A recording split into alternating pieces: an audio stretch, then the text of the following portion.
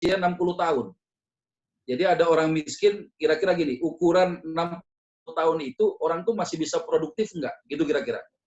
Ya, ketika ada seorang miskin, ya, atau dia fakir atau miskin, dia mustahik, ya, ukuran rata-rata orang tuh 60 tahun.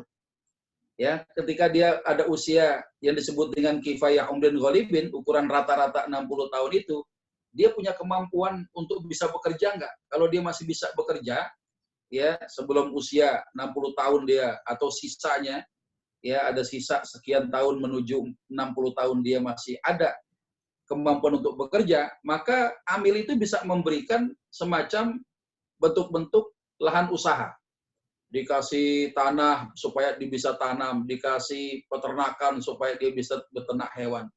Tapi kalau ternyata ada seorang fakir, seorang miskin yang sudah kira-kira rata-rata sittina sana, itu ada 60 tahunan, ya, umur rata-rata gitu, 60 tahun dia tidak bisa bekerja, maka amil ini bisa memberikan, ya, dalam bentuk apa? Tunjangan hidup saja. Ya, ya, artinya pemberian zakat dalam bentuk konsumtif. Jadi mereka yang mendapatkan bagian zakat yang bisa memunculkan sisi-sisi produktivitasnya adalah mereka yang orang miskin ini, ya, dengan ukuran rata-rata, ya, usia 60 tahun, ya, adalah usia yang dianggap apakah dia produktif atau tidak, ya, itu ketika dia punya kemampuan untuk bekerja, maka dia boleh diberikan dalam bentuk usaha-usaha produktif. Nah, itulah kira-kira tuh sepintas tentang jadi kifayah umrin ghalibin, itu ukuran rata-rata, ya, yang disebut dengan apa namanya, orang yang berusia 60 tahun ukuran itu. Apakah dia bisa berproduktif atau tidak. Kalau seandainya dia tidak bisa bekerja, maka amil itu cukup menyalurkan zakat, ya, untuk beban biaya hidup si mustahik ini saja. Itu kira-kira Pak Adi, ya, mudah-mudahan bisa disampaikan sama si penanya ini. Baik, terima kasih Ustadz atas jawabannya. Ya.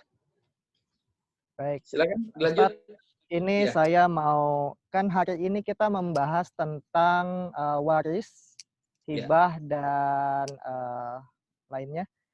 Sebenarnya apa sih urgensinya mempelajari ilmu waris, Ustadz? Ya. Jadi kalau kita bicara tentang seberapa penting sih seorang itu mempelajari ilmu waris. Ya, yang pertama adalah bahwa mempelajari ilmu waris itu bagian daripada kita menjalankan salah satu syariat yang Allah turunkan kepada Rasulullah Muhammad SAW. Jadi ketika kita memahami konsep-konsep bagaimana Islam ini mengatur hubungan bermuamalah manusia dengan manusia, maka di dalamnya adalah diatur ketika seorang meninggal dunia, hartanya akan Allah berikan kepada ahli warisnya, maka disitulah Allah Subhanahu wa Ta'ala menegakkan, ya, ketentuan-ketentuan porsi-porsi saham yang akan diberikan kepada tiap-tiap ahli waris itu. Nah, sehingga salah satu hal yang paling mendasar, ya, di antara hukum waris yang ada di dalam Islam itu adalah adanya wahyu yang Allah turunkan kepada Rasulullah Muhammad SAW dalam Quran surat, ya, An-Nisa ayat 11 sampai dengan ayat 14. Bagaimana Allah Subhanahu wa Ta'ala mengawali kata-kata yusikumullah fi auladikum lidzakari mithlu hadzil unsayain. Jadi Allah Subhanahu wa Ta'ala mewasiatkan kepada kalian. Jadi kata wasiat ini, kata ulama tafsir, para mufassir menyebutkan yusikumullah ini kedudukannya lebih tinggi ketimbang kata amaro. Amaro itu perintah, yusikumullah itu berwasiat, tapi kedudukannya sama-sama wajib. Ya, beban kewajibannya lebih tinggi ketimbang kata amaro. Apa yang Allah wajibkan? Fi auladikum lidzakari mithlu hadzil unsayain. Jadi bagaimana Allah perintahkan membagi harta kepada anak-anak kalian, ya, itu satu laki-laki jatahnya 2 kali bagian perempuan. Ya, nah ini banyak orang yang remeh gitu kan. Ya, membagi harta warisan dianggap remeh. Yang mati, yang meninggal bapak gua, gitu kan. Yang punya bande, babe gua juga. Ya, kita dapat harta, ini milik kita. Jadi bagi rata aja nggak apa-apa. Orang barangkali banyak berpikir semacam itu. Padahal membagi harta warisan itu nggak bisa remeh. Ya, ketika kita membagi harta warisan, yang membaginya menentang aturan Allah Subhanahu wa Ta'ala, Apa yang terjadi? Surat An-Nisa ayat 14 Allah ancamkan kepada mereka yang suka ya membagi harta warisan tidak sesuai dengan aturan-aturan syariat. Ya, apa yang Allah ancamkan? Wa may ya'sillaha wa rasulah. Siapa yang durhaka kepada Allah dan Rasulnya, wa yata'adda hududah, dia menentang aturan-aturan Allah terkait dengan waris ayat 11 dengan 12 surat An-Nisa itu, yudkhilhu naron khalidan fiha. Dimasukkan dia ke dalam neraka, kekal di dalamnya, walahu adzabum muhin, ditambah siksa yang menghinakan dia. Jadi ini urgensi pertama, ada ancaman Allah Subhanahu wa taala yang khawatir orang membagi harta warisan tidak sesuai dengan ketentuan syariat, maka kita wajib mempelajari itu. Ya, supaya apa? Kita mendapatkan harta dengan cara-cara yang halal. Ya, tidak hanya kita punya niat baik doang, sama saudara bagi rate aja dah. Ya, saya mau kesian sama saudara perempuan saya tuh, lakinya juga baru dipecat dari pekerjaan. Ya, nggak gablek kerjaan, ya, nggak punya bandek di rumah dia. Misalnya begitu ya. Tapi ternyata perbuatan baik itu harus didasari dengan cara-cara yang benar menurut ketentuan hukum-hukum syariat. Nah, sehingga kita wajib mempelajari itu. Ya. Nah, di samping itu apa? Kalau kita mempelajari ilmu waris dalam Islam itu, kemudian mengeksekusi harta warisan sesuai dengan hukum syariat, yang mengikuti aturan Allah Subhanahu wa taala, zat yang maha membagikan harta warisan itu, ya maka itu adalah termasuk perkara ibadah dan ada pahalanya. Ya, ada pahalanya, Masya Allah. Ya, wa may yuti'illaha wa rasulah, siapa yang taat kepada Allah dan Rasulnya, ya dia menjalankan hukum-hukum waris tadi, yudkhilhu jannatin tajri min tahtihal anhar, maka Allah akan masukkan ke dalam surga dia yang di bawahnya mengalir sungai-sungai, ya khalidina fiha, kekal di dalamnya. Ya. Jadi saya sudah sampaikan pada pertemuan yang lalu, bagi warisan bukan kejahatan. Bagi warisan bukan sesuatu yang tabu. Ketika seorang meninggal dunia, selesai dikuburkan, maka boleh saja orang menyegerakan untuk bermusyawarah tentang bagaimana peninggalan harta si mayit ini. Karena kalau warisannya nggak diomongin, kita tidak tahu si mayit ini punya hutang atau tidak. Ya, kita nggak pernah tahu apakah si mayit itu pernah berwasiat atau tidak. Kenapa? Karena keluarganya nggak kumpul-kumpul ngomongin masalah waris itu. Ya, nah ditambah perintah Rasulullah Shallallahu Alaihi Wasallam kita untuk mempelajari ilmu waris ini. Ya, sekalipun dalam hadis ini ditujukan kepada seorang sahabat Rasulullah yang namanya Abu Hurairah radhiyallahu anhu. Beliau orang miskin, nggak punya rumah, jadi ahlu sufah, ya tinggalnya di masjid, tapi beliau diperintahkan oleh Rasulullah, ya Abu Hurairah, ta'allamul faraid tu'allimuha. Ya, wahai Abu Hurairah, pelajari ilmu waris, kalau sudah bisa ajarkan orang lain. Ya, jadi mempelajari ilmu waris itu nggak kudu kita punya harta dulu. Ya, ini kewajiban kita di hadapan Allah Subhanahu wa taala, agar apa? Harta-harta yang didapat adalah harta-harta yang halal yang bisa menghantarkan seseorang menuju surganya Allah Subhanahu wa taala. Itu kira-kira Mas Adi supaya bisa dipahami itu mudah-mudahan. Baik. Pertanyaan selanjutnya, kalau gitu setelah dengerin Ustadz tadi, sebenarnya yang disebut warisan itu apa sih Ustadz? Jadi bicara warisan ya, orang Ya. suka nanya tuh warisan tuh apaan sih gitu kan? Jadi Ya. warisan itu, Bang Adi, yang namanya warisan itu harta yang dimiliki oleh seseorang semasa hidupnya. Harta ini dimiliki secara sempurna, harta itu halal, harta itu legal, ya, yang dikuasai semasa hidupnya. Ketika dia meninggal dunia, maka harta yang ditinggalkan menjadi warisan untuk ahli warisnya yang masih hidup. Ya, apa saja harta warisan itu? Menyangkut aset-aset yang bergerak, aset-aset yang tidak bergerak. Misalnya properti berupa rumah, tanah, ya, usaha, saham gitu kan. Ya, dia punya pemegang saham di perusahaan apa begitu, atau dia punya hak piutang karena orang banyak yang ngutang sama dia. Ya, ketika dia meninggal orang itu belum bayar, maka ketika ada orang yang berhutang dia membayar, itu adalah harta warisan untuk ahli warisnya. Nah, jadi yang namanya harta warisan itu harta yang dikuasai, yang dimiliki secara sempurna. Kata ulama itu disebut dengan apa? Milkut tam namanya. Kepemilikannya sempurna. Rumah itu sekalipun belinya kredit udah lunas, gitu kan? Ini rumah 15 tahun tenornya, baru nyicil 5 tahun, meninggal dunia. Nggak bisa dijadikan waris. Kenapa? Rumah itu belum sempurna dimiliki oleh si mayit. Dia masih ada 10 tahun lagi. Dia nyicil, meninggal. Ya, maka dalam kondisi ini, ya harta itu dianggap harta milkun naqis, kepemilikannya tidak sempurna. Kalau sudah tidak sempurna, ya ini belum bisa disebut sebagai harta warisan. Ya. Nah, ini menyangkut harta yang bergerak, harta yang tidak bergerak. Yang milik si mayit ketika seorang meninggal dunia, Allah Subhanahu wa taala akan membagikan kepada ahli warisnya menjadi harta warisan. Itu kira-kira. Nah, kalau bicara tentang harta warisan yang sudah dianggap sah tadi Ustadz, di masyarakat kita itu kan mengenal istilah harta gonogini. Apa betul setelah terjadinya pernikahan, harta yang muncul selama pernikahan tersebut menjadi milik bersama suami istri? Bagaimana pandangan syariat tentang itu, Ustaz? Baik.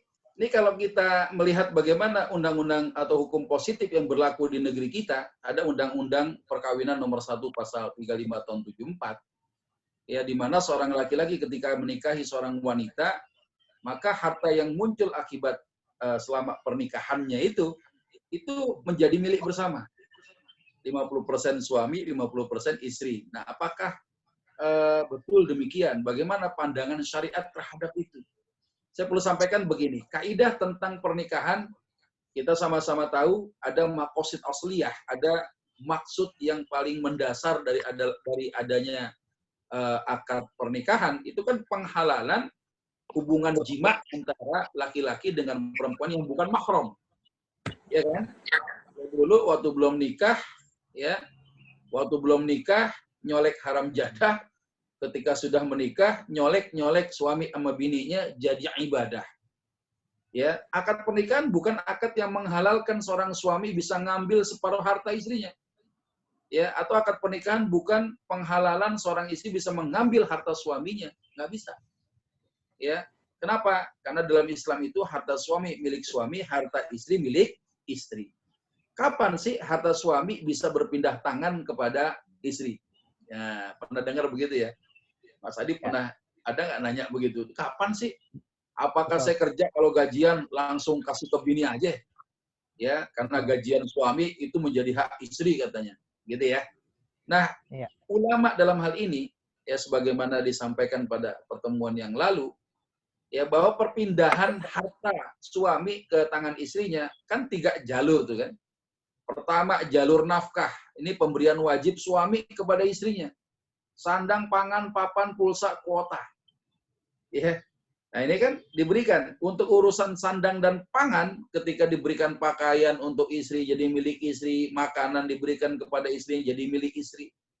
Ya. Nah, bagaimana urusan papan, urusan rumah? Ya, suami wajib menyediakan tempat tinggal supaya bininya bisa tinggal, tapi tidak wajib membelikan rumah itu untuk istrinya.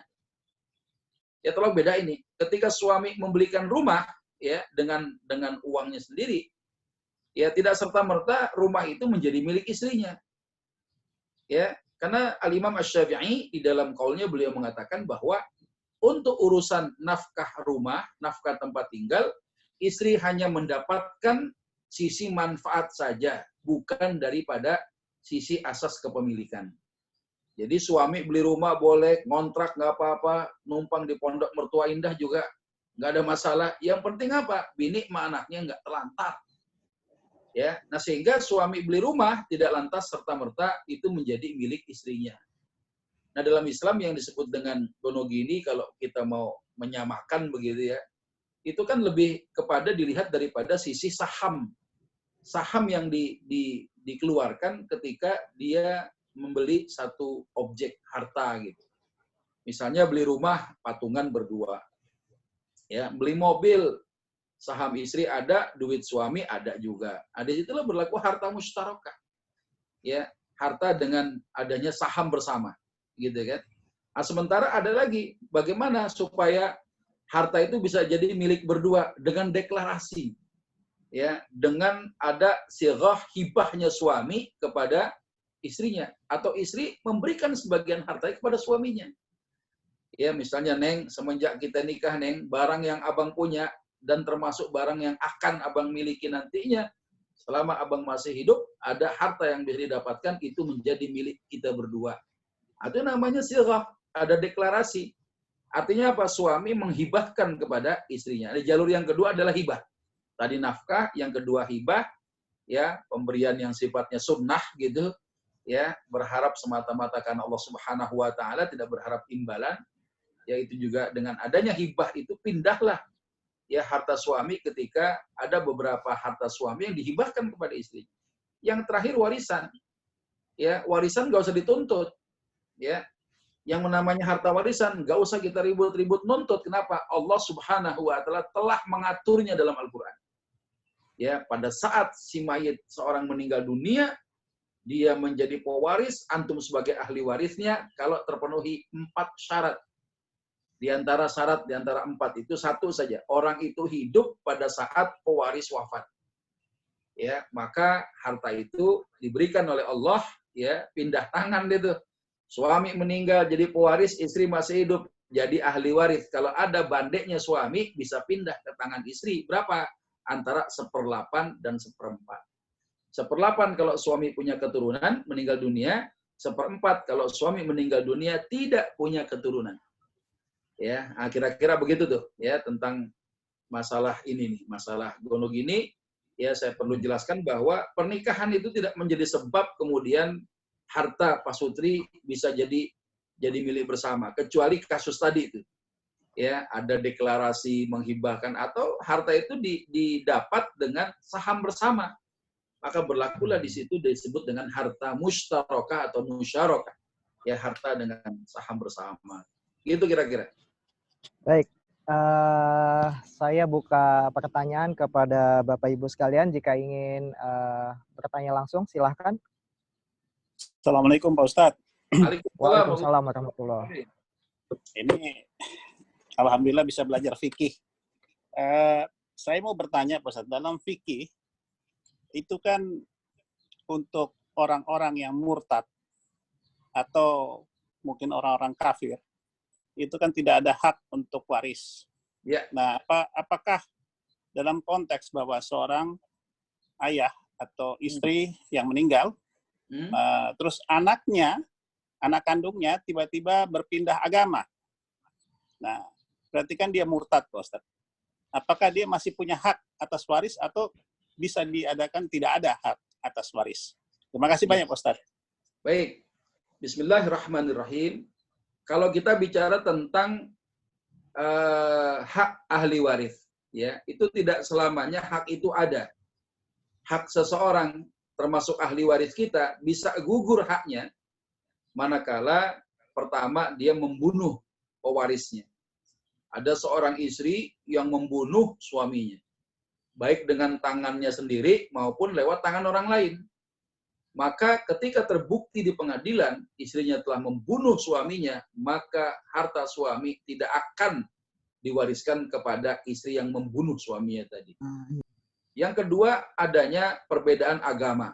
Ya, qala Rasulullah sallallahu alaihi wasallam, la yarithul muslimul kafira walal kafirul muslima.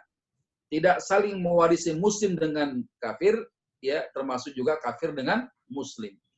Nah, para ulama jumhur, diantaranya ulama al-Malikiyah, ulama asy-Syafi'iyah wal Hanabilah, memegang dalil umum ini, bahwasannya antara muslim dengan kafir termasuk kerabat, ya, itu ketika kerabatnya muslim meninggal dunia, maka tidak akan harta itu diwariskan kepada kerabatnya yang non-muslim tadi.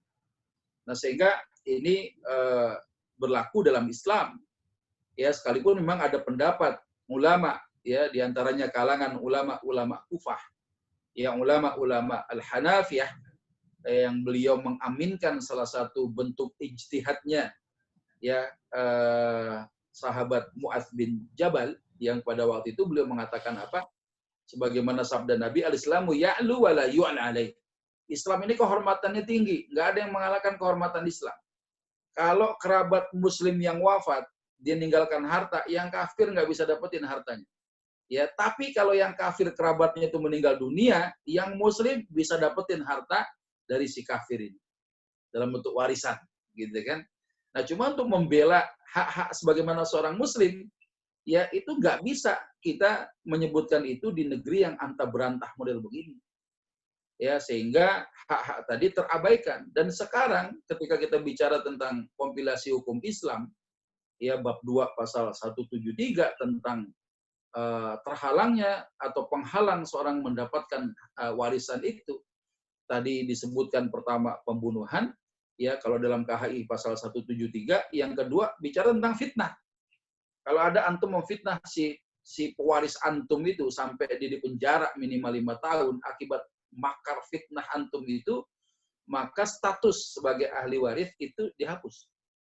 Ya, cuma masalahnya adalah di KHI itu tidak disebutkan perbedaan agama menjadi dasar penggugur hak waris seseorang. Ini masalahnya di situ. Ya. Nah, kalau ternyata dalam KHI saja tidak ada, sementara dalam hukum Islam itu jumhur ulama menyatakan bahwa muslim dengan kafir, kafir dengan muslim tidak saling mewarisi. Contoh misalnya ada ayah atau ibunya kaget, anak yang dirawat, ya agamanya dipelihara, kebobolan juga gara-gara kepincut sama ya teman perempuan satu kampusnya yang beda agama itu. Ya, tiba-tiba dia menanggalkan keislaman. Ibunya kaget meninggal. Ya, nah jadi dia sudah murtad sebelum ibunya wafat. Ya, maka si anak ini tidak mendapatkan bagian harta warisan dari ibunya yang muslimah yang meninggal dunia. Nah, cuma masalahnya di negeri kita dengan munculnya ada jurisprudensi hakim agung, kemudian muncul surat edaran Mahkamah Agung tahun 99 yang intinya menyatakan apa? Kalau ada kerabat yang non-muslim ya mendapati kerabat yang muslim meninggal dunia, dia masih bisa mendapatkan harta warisan dari kerabat yang muslim tadi. Itu dilindungi undang-undang. Ya, jadi kalau ada yang murtad tadi ngadu kepada pengadilan, diaminkan dengan pasal itu. Ya, dengan jurisprudensi Hakim Agung dikeluarkan surat edaran dari Mahkamah Agung ya tahun 99 bahwa agama akhirnya ya nggak menjadi dasar penghalang waris. Kan ini kan masalah jadinya, gitu kan? Tapi karena hari ini obrolan kita ya murni bagaimana menghidupkan hukum waris dalam Islam itu, maka secara jelas saya sampaikan ya sebagaimana sabda Nabi tadi, la yarithul muslimul kafira walal kafirul muslimah. Tidak saling mewarisi muslim dengan kafir, kafir dengan muslim. Ya, maka jumhurul ulama menyatakan ya sudah yang murtad tadi udah kagak dapat warisan udah. Ya, kira-kira begitu Pak Heri. Yang bisa saya sampaikan. Ya. Ini ada pertanyaan lanjutan dari jawaban Ustadz tadi. Ya. Tentang misalkan rumah yang sedang dicicil. Lalu bagaimana status rumah yang sudah dicicil oleh pewaris? Karena sudah ada pembayaran sebelumnya, Ustaz. Ya, masalahnya cicilan itu sudah lunas belum?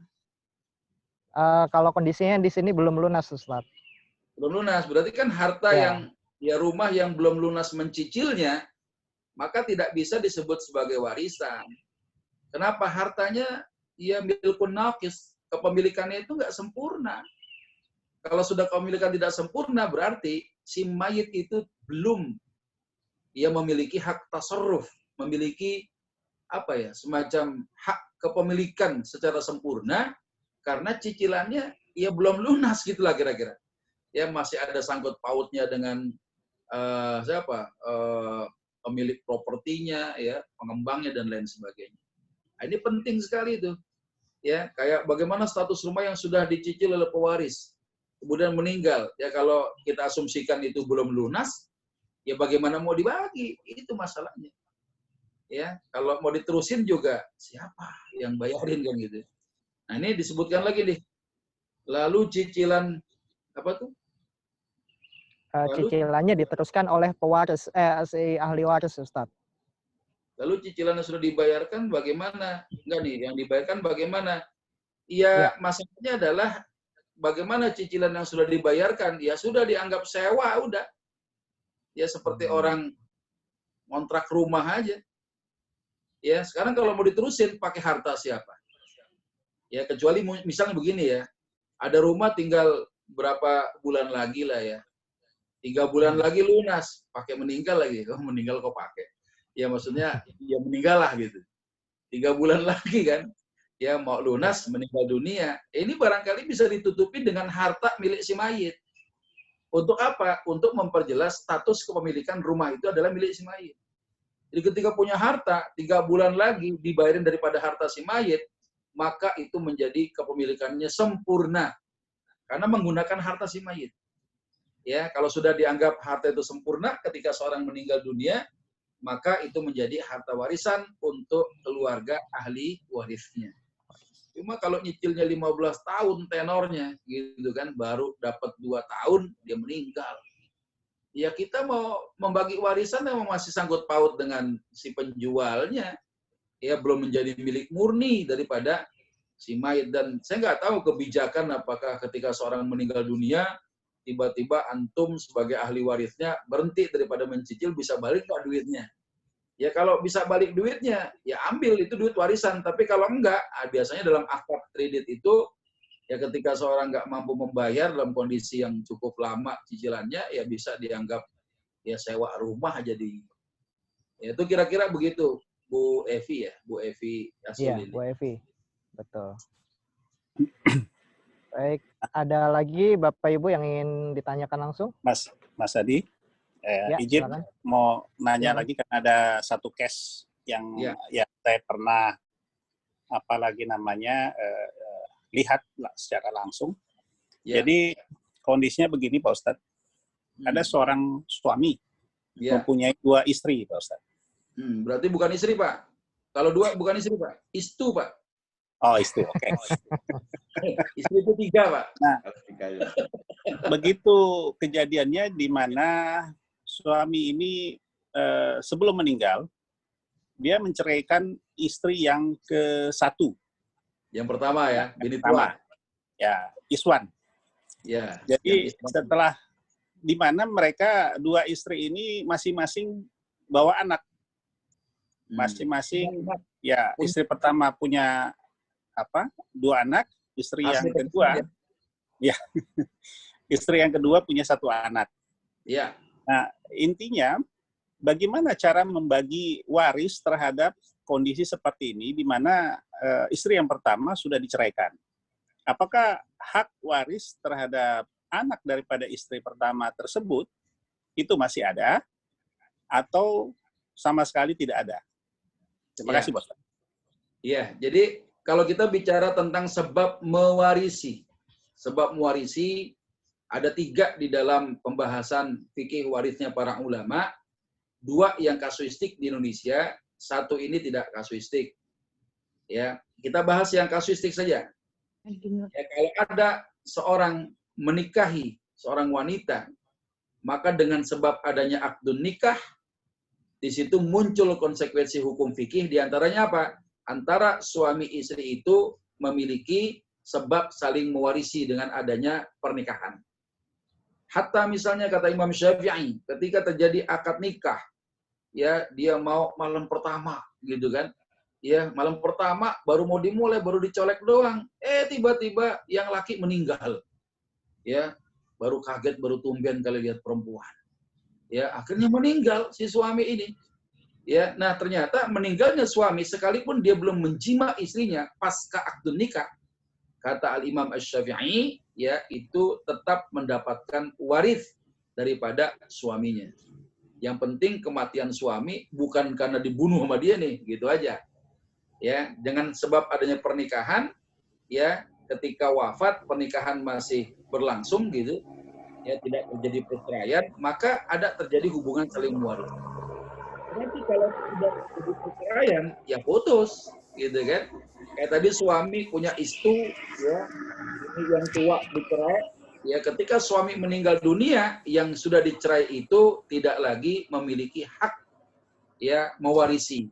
Kalau istrinya meninggal, mantan istrinya meninggal, mantan suami kagak dapat warisan, mantan suami meninggal, mantan istri nggak dapat warisan, ya. Cuma yang jadi masalah anak-anaknya bagaimana. Nah, ada sebab yang kedua adalah sebab nasabiyah. Ya, sebab nasab ini muncul ya memang akibat adanya pernikahan juga. Ya, sebab nasab itu ada beberapa jalur, Pak. Pertama jalur faro. Ya, jalur faro itu jalur bunuah. Ya, ada anak, ada cucu, ada cicit, ada cucurut, gitu kan. Ya, pokoknya habis cicit namanya apa tuh, Pak Adi? Ya, saja ya biar paham ini ya. Nah, kemudian jalur usuliyah, jalur pokok itu siapa? Ada ayah, ada ibu. Dari jalur ayah ada kakek, ada nenek. Dari jalur ibu hanya jalur nenek saja. Kakek dari jalur ibu bukan ahli waris kita. Ya. Kemudian jalur yang sejajar, ya. Yang sejajar dengan si mayit, ada jalur ukhuwah namanya. Ya, jalur ukhuwah itu, ya, jalur ukhuwah itu menyangkut 3 saudara tuh. Ada saudara laki-laki perempuan sekandung, ada saudara laki-laki perempuan seayah, ada saudara laki-laki perempuan seibu saja.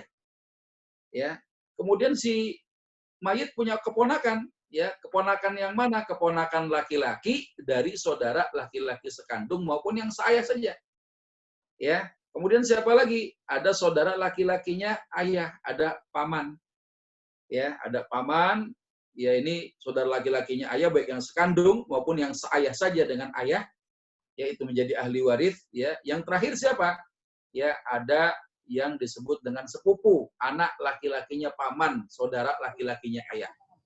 Nah, semuanya itu dari sisi nasab, ya, itu tidak semuanya mendapatkan waris. Ya, kecuali yang terpenuhi 4 syarat. Apa diantaranya? Tadi saya sebutkan dia terdaftar. Dari sisi pernikahan terdaftar, dari sisi nasabiyah memang dia termasuk kerabat ahli waris. Yang kedua, hidup pada saat pewaris wafat. Yang ketiga, tidak gugur hak warisnya. Dia tidak membunuh, dia masih tetap dalam keadaan muslim. Yang keempat, tidak terhalang hak warisnya. Akibat apa? Dari kerabat yang paling dekat, ya, dengan si mayit, maka garis kerabat yang jauh akan dihalangi oleh ahli waris yang secara garis kekerabatan lebih dekat dengan si mayit. Misalnya apa? Anak dengan cucu, dekatannya mana anak dengan cucu kepada si mayit? Anak. Anak, ya, maka cucu bisa saja terhalang dengan keberadaan anak, gitu kan? Ayah sama kakek dekat mana dengan si mayit? Ayah. Ayah, berarti si kakek akan dihalangi oleh ayah. Nah, itulah yang berlaku dalam Islam itu. Nah, sehingga siapa sih ahli warisnya ketika suami meninggal, ya, padahal dia punya 2 istri, tapi yang satu adalah sudah cerai, yang cerai nggak dapat warisan. Siapa lagi yang dapat warisan sebagai ahli waris? Yang pertama adalah istrinya. Nah, sekarang suami berdasarkan case yang Pak Heri sampaikan, dia tidak menyebutkan orang tua si suami. Anggaplah ayah ibunya si suami sudah nggak ada lagi. Berarti mendapatkan warisan adalah istri yang kedua, yang masih berstatus sebagai istrinya. Ya, kemudian anak-anaknya, siapa anak-anaknya? Dari istri pertama, hasil pernikahan, ya, termasuk juga hasil pernikahan dari istri yang kedua. Anak laki, anak perempuan punya hak yang sama, ya, dengan adanya pernikahan oleh suami ini. Ya, anak laki-laki mendapatkan apa? Lidzakari mithlu haudzil unthayain. Satu laki-laki jatahnya 2 kali bagian perempuan. Ya, ini kan Masya Allah ini. Ya, ini yang bisa kita pahami bahwa ya ternyata anak yang dapat, gitu kan. Nah, sekarang tergantung nih, Pak Heri mau nanya lagi apa enggak? Berapa bagiannya? Kalau beliau nggak nanya, saya nggak jawab. Ya, itu kira-kira. Kayaknya makin penasaran beliau nih. Makin mulai panas nih. Perlu saya terangin berapa bagiannya, Pak? Nanti Ustadz, berdua aja kita. Oh, gitu. aja. Ya, betul. Mas Adi. Baik, selanjutnya ada pertanyaan di chatting. Saya bacakan dulu, Ustadz. Ada 2 pertanyaan yang saya rangkum jadi 1. Ya. Hutang orang yang meninggal dunia, apakah juga diwariskan apabila harta yang ditinggalkan tidak mencukupi untuk dibayarkan? Kemudian pertanyaan yang kedua, berapa hari jarak antara kematian dan pembagian waris? Silakan, Ustadz. Saya menjawab yang kedua dulu ya, biar supaya nyambung ini. Ya. Kapan sih pembagian harta warisan itu dimulai dilaksanakan? Tapi sebelum saya terangin, perlu sharing screen nggak sih ini sebenarnya acara talk show ini? Boleh Ustadz, kalau memang ada, jadi kita bisa, kebetulan juga direkam sih Ustadz. Oh gitu ya, tapi terserah Ya. kalau misalnya mau ditampilkan di sharing screen ya tergantung request juga sih, nggak apa-apa juga. Ya kan kita jarang ini kan ketemu talk show begini nih, ya tatap muka gitu kan. Oke lah ya, itu intermezzo aja. Nah jadi kapan seorang yang meninggal dunia warisnya bisa dieksekusi? Ya, kata ulama asra ahsan, lebih cepat lebih baik. Kenapa? Kalau nggak dipercepat pembagian harta warisan, menunda-nunda hanya akan menyisakan mafsadat. Apa bentuk mafsadatnya? Kelamaan, belasan tahun, puluhan tahun warisan nggak dibagi, ruminya ada, sertifikat digadai di bank. Iya nggak? Ya. Dia punya rekening tabungan sekian puluh juta, sekian ratus juta, ada di rekening buku tabungannya, tapi duitnya udah kagak ada.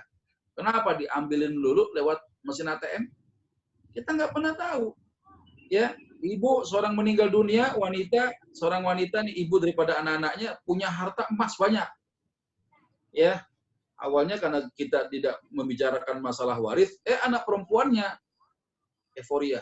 Wah, euforia. Senang banget. Ya, mereka memperebutkan perhiasan ibunya. Alasannya kenapa? Laki-laki mah nggak usah dikasih emas, haram katanya. Yang haram tuh emas dipakai sama laki-laki. Kalau dikasih boleh. Disimpan juga boleh. Jadi bukan alasan. Dan emas peninggalan Sumaid itu harta warisan yang tidak hanya dimiliki sama perempuan doang. Ya itu harta gitu kan. Nah kalau gitu kapan menyelesaikan mengeksekusi harta warisan yang kita khawatir terdapat mafsadat di kemudian hari. Seorang meninggal dunia pagi, ya, ba'da zuhur selesai disolatin, ba'dal asar selesai dikuburkan, ya, orang taunya kan itu, memandikan, mengafani, menyolatkan, menguburkan, selesai urusan. Padahal belum. Ya ada kewajiban kifayah berikutnya bagi keluarganya, dan itu hukumnya wajib disegerakan adalah ketika si mayit meninggalkan harta, maka ahli warisnya wajib membagikan ya harta warisan itu kepada ahli waris si mayit ini. Ya kalau nggak dibagi, pada akhirnya apa? Bertahun-tahun yang tadinya harusnya mendapatkan warisan, meninggal kemudian. Contoh misalnya, nggak usah jauh-jauh lah, kita contohin hostnya aja nih. Ya nggak apa-apa nih. Hostnya orang Jawa. Ya hostnya orang Jawa, orang Belanda. Kalau ngambek suruh pulang ke Belanda. Ya gitu ya. Nah jadi Mas Adi misalnya, ya beliau punya harta hak warisan dari orang tua. Ya, karena belum sempat dibagi-bagi bertahun-tahun, mohon maaf, beliau meninggal dunia. Ya, meninggal dunia, meninggalkan anak, meninggalkan istri, anaknya anak yatim. Ya, pertanyaan sekarang udah warisan bertahun-tahun, kemudian istri ini paham bahwa suamiku Mas Adi Suprio ya itu punya warisan dari orang tua. Saya mau tanya sama mertua saya, mungkin nggak? Tiba-tiba nanya, Bu, saya mau nanya warisan suami saya gimana? Gitu kan? Mungkin nggak kira-kira? Ya atau mau nanya ke ipar, ya masih hidup aja. Mas Adi mungkin ya, istri kadang sama ipar kadang juga nggak akur-akur juga gitu. Ya, apalagi ketika suaminya meninggal, mau nanya, disemprot dia. Bang, gimana Bang? Ya, laki saya kan udah meninggal dunia, saya punya anak yatim, warisannya gimana tuh? Warisan orang tua tuh babe dulu. Lu nanya-nanya warisan, gua garot lo katanya. Wah, itu galaknya saudara ipar. Ya, ini belum lagi kalau ternyata istri antum nih, mohon maaf, meninggal kemudian lagi. Anak yatim antum siapa yang belain? Ya, dia punya harta, dia punya hak waris atas diri bapaknya yang namanya Mas Adi Suprio. Ya, ini nanyanya kemana si yatim ini? Ya, sehingga akan terabaikan itu. Ya, nah ini penting. Ketika meninggal dunia selesai dikuburkan badal asar, ya nanti ketemu maghrib badal isya, kumpulin dulu dah tuh, ya keluarga tuh, ya. Kenapa? Karena menggelar, mohon maaf ya, ada beberapa tetangga kita, saudara kita yang menggelar, ya mungkin ada tahlilan sekian hari. Ya itu kan bicaranya hal yang sunnah, yang sifatnya sunnah, yang apa namanya, yang wajib justru diabaikan. Apa? Membicarakan masalah waris itu sendiri. Karena ketika warisan tidak dibicarakan, bagaimana kita tahu si mayit punya hutang atau tidak? Nah nanti berhubungan nih, ya. Berhubungan sama pertanyaan yang kedua. Nah, jadi lebih cepat, lebih baik untuk menghindarkan mafsadat membagi harta warisan itu. Nah, sekarang kalau bicara hutang, apakah itu diwarisi? Kan tadi saya udah bilang, yang namanya warisan itu harta, bukan utang. Ya. Jadi kalau ada warisan itu berupa harta, saldo, ya kiriman apa ya? Kiriman uang gitu, kiriman harta, bukan bicara hutang, bukan bicara beban, bukan bicara kewajiban, tapi ini bicara hak, ya. Nah, kalau bicara masalah hutang ada kewajiban, cuma masalahnya adalah hutang yang bagaimana ditanggung oleh si ahli waris ini. Misal seorang meninggal dunia, dia punya harta, punya hutang juga, maka ahli warisnya wajib membayarkan hutangnya si mayit dari hartanya si mayit. Ya, kalau ada sisanya itulah warisan untuk ahli warisnya. Ada kasus si mayit berhutang tapi nggak punya harta. Ya, yang bayar siapa ini kan gitu. Nah, dalam kasus ini kita akan tinjau ulang. Hutangnya itu karena apa? Hutang pribadikah atau hutang karena menghidupi keluarga, hutang nafkah itu. Ada suami yang doyannya kalau makan dewek mana-mana sendiri apa gitu ya, beli barang ya memang untuk menyenangkan diri dia sendiri. Ya ketika dia meninggal dunia nggak punya harta untuk bayar, masa iya sih ahli warisnya bayarkan hutang dia? Kan nggak mungkin. Rasanya Islam ini nggak adil gitu.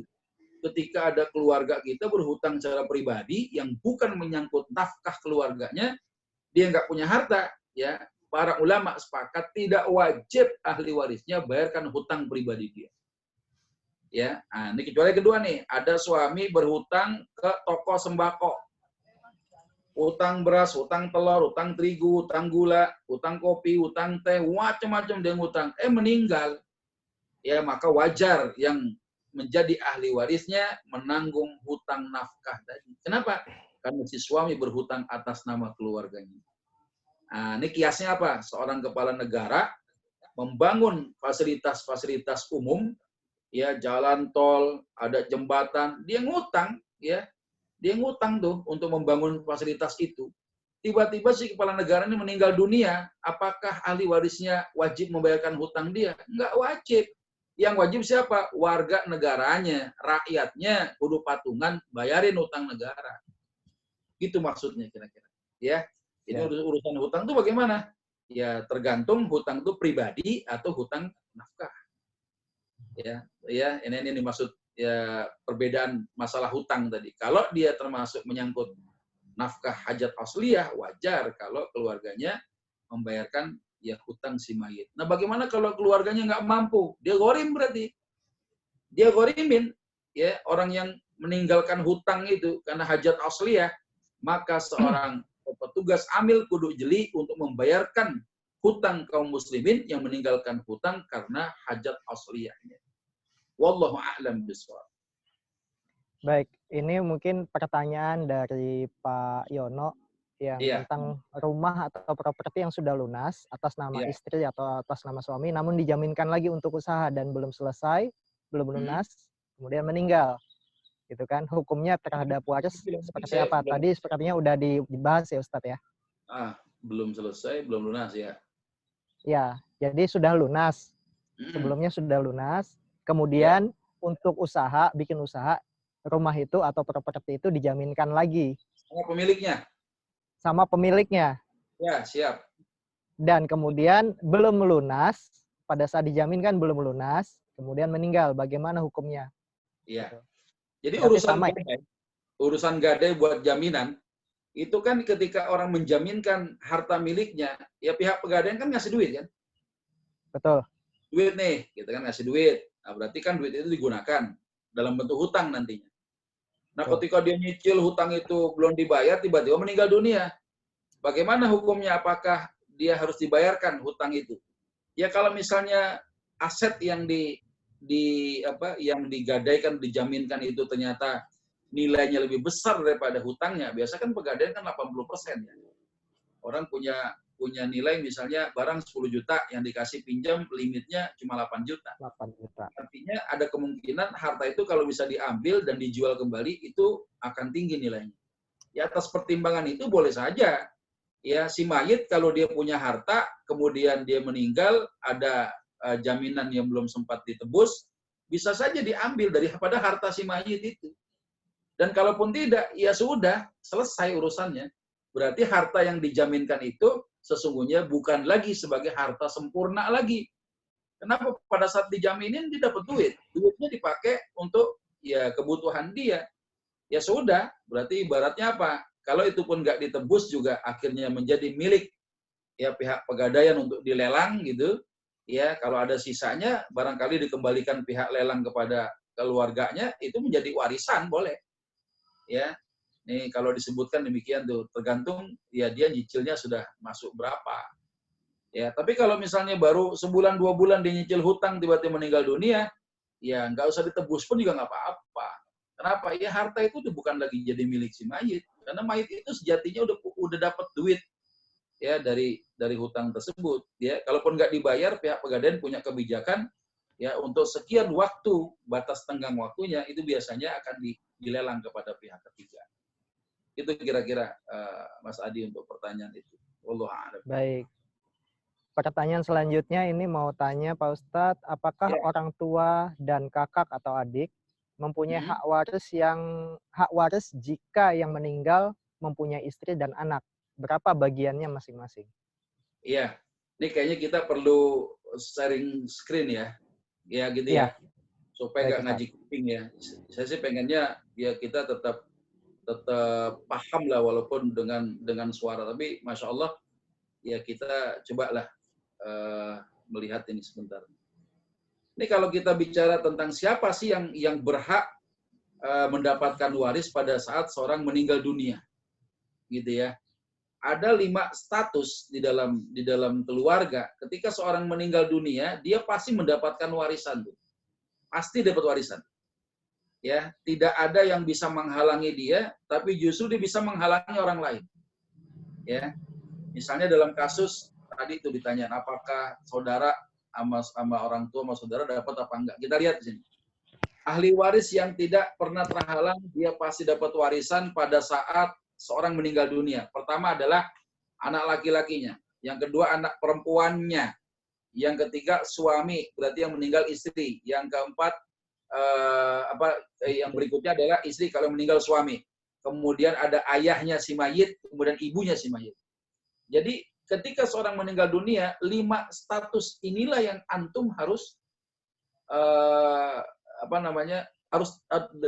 harus ada datanya begitu. Kira-kira anak laki-lakinya ada nggak? Anak perempuannya ada nggak? Ya suaminya masih hidup apa enggak? Gitu kan? Ayah ibunya masih ada nggak? Nah, ini dilihat 5 dulu. Ya, kalau seandainya di antara 5 orang ini contoh anak laki-laki tidak ada, ya, kemudian ayah nggak ada, baru kita bicara tentang saudara. Ya, kenapa? Di situ ada hak ukhuwah, ya, hak saudara. Manakala orang-orang yang menghalangi jalur saudara ternyata nggak ada, maka saudara kedudukannya bisa mendapatkan bagian harta waris. Misalnya contoh tadi pada pertanyaan yang antum sampaikan tadi, ya, apa tadi itu? Orang tua, gimana? Sebentar saat saya coba lihat chatnya dulu. Apakah orang tua dan termasuk saudara-saudara gitu ya, punya hak waris jika meninggal, punya istri dan anak-anak? Ya, orang tua udah pasti mendapatkan waris. Jadi orang tua sudah pasti mendapatkan warisan. Ayah ibu sudah pasti, dan bagiannya itu menjadi bagian ashabul furud di dalam Al-Quran disebutkan. Ya, bagian ibu kadang dapat 1/6, kadang 1/3, tergantung apakah si mayit punya anak atau punya saudara. Ya, si ayah dapat 1/6, kadang juga dapat bagian sisa. Atau kadang juga bagiannya ya ayah ibu bisa dibagi 2/1, ayah 2/3, ibu 1/3. Ya, ketika memang yang mewarisi hanya orang tua saja. Gitu ya. Nah, dalam kondisi yang semacam ini, kayak tadi ditanya, apakah orang tua itu dapat warisan ketika ada suami meninggal dunia atau seorang meninggal dunia, dia punya istri dan anak. Ya, nah ini anak ini yang menjadi masalah, ya bisa menghalangi jalur saudara. Ya, anaknya laki apa perempuan kan gitu.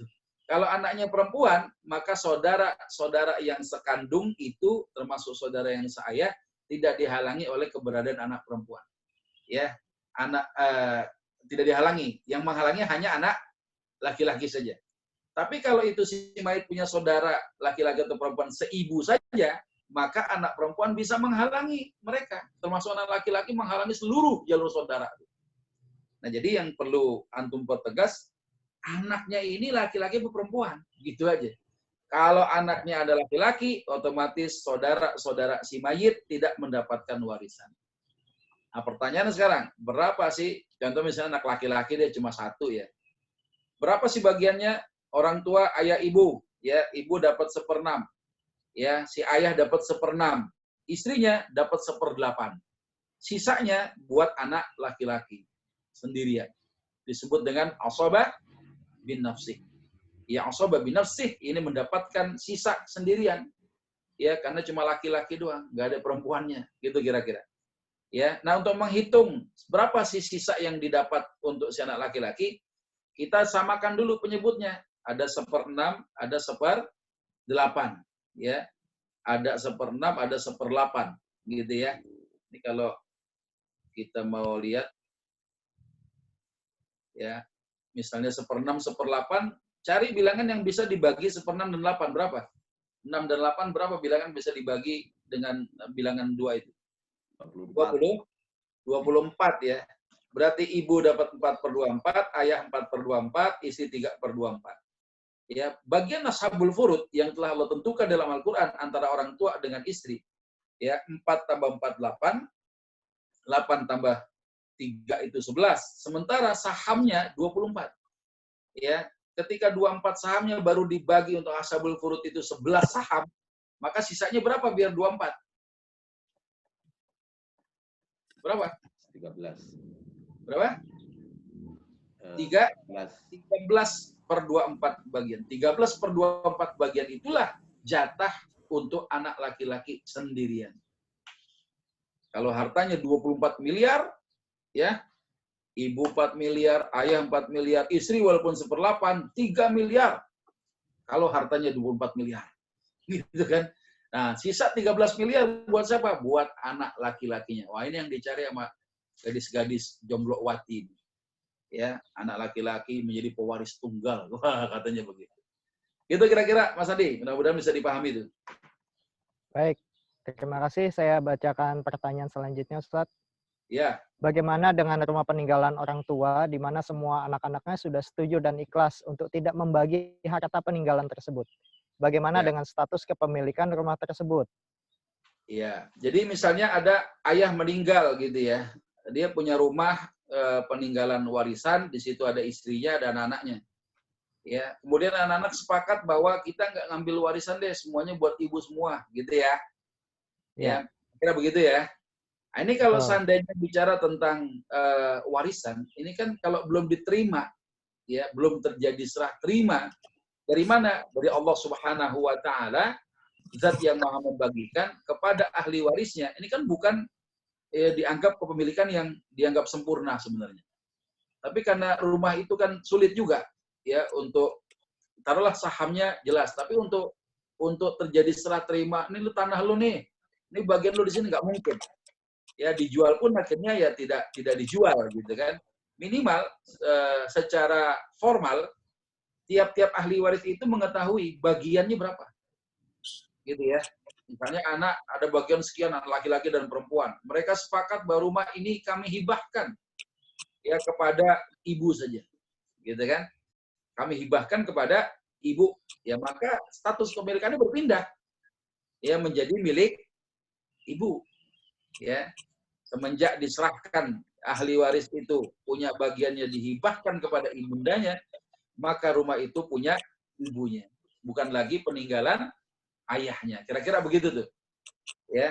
Nah, ini yang barangkali tidak bisa diberlakukan untuk harta warisan yang bisa langsung dieksekusi.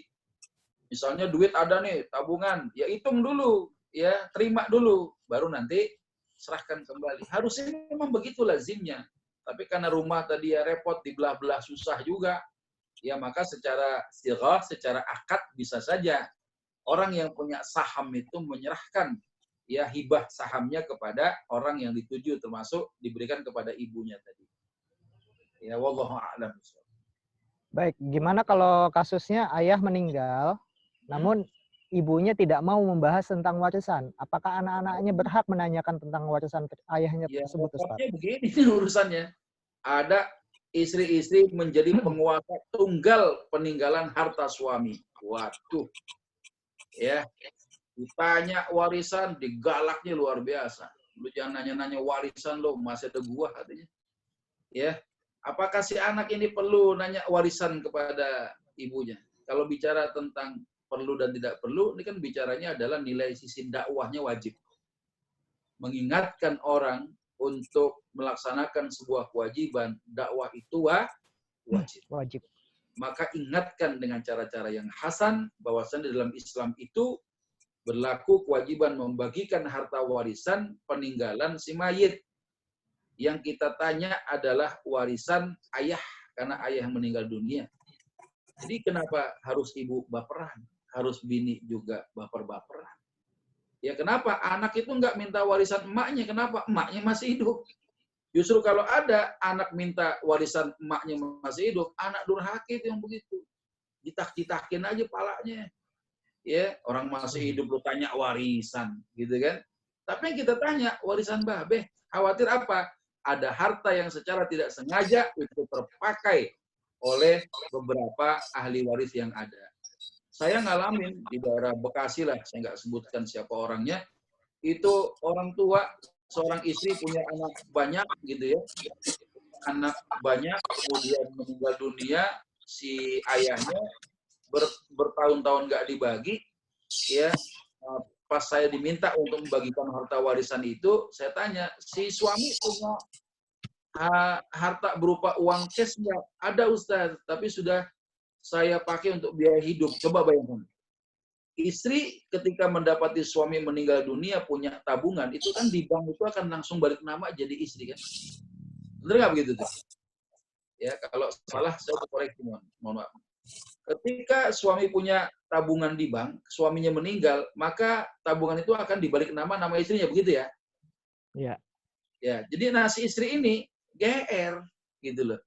Seakan-akan ketika bank membalik namakan menjadi milik istri, tabungan itu jadi milik istrinya. Padahal enggak, itu adalah harta warisan yang wajib dibagi, enggak harus, ya tidak hanya kepada istrinya, tapi kepada anaknya, ya kepada saudaranya barangkali, kalau tidak ada penghalang, kepada orang tuanya.